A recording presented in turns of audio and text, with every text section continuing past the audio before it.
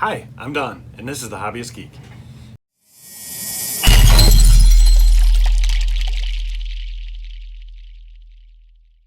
And today we are continuing our R2 build with issue 95. We're so close to the end.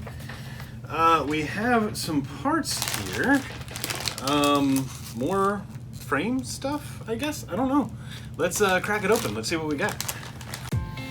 And here are the parts we get with this issue. We have the dome spindle. We have the dome motor support plate. A couple of bearing housing shafts. The dome drive shaft, cable retainer, large bearing, small bearing, and bearing retainer. Alright, first up, we're going to take the drive shaft here and the small bearing, and we're going to slide it in right into that circular impression in there. Should go in all the way. And then we're going to take the bearing retainer and we'll slide that in. And we're going to use two 4mm silver screws, one on either side to hold it in place. And it should look like that when you're done. Alright, now we're going to need the bearing housing house, the large bearing, the cable retainer, two of these 10mm flanged screws that have the large heads on them. Two nuts and two of the spring washers. What we're going to do is we're going to take one half of the housing here, we're going to slide the bearing in, we're going to fit the other half right on top.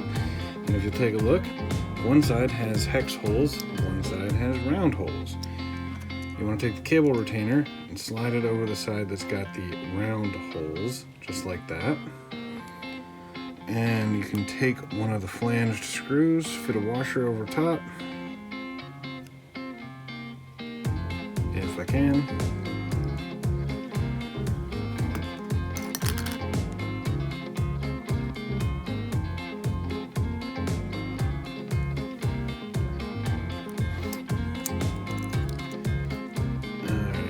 Slide it on in just like that to hold it in place.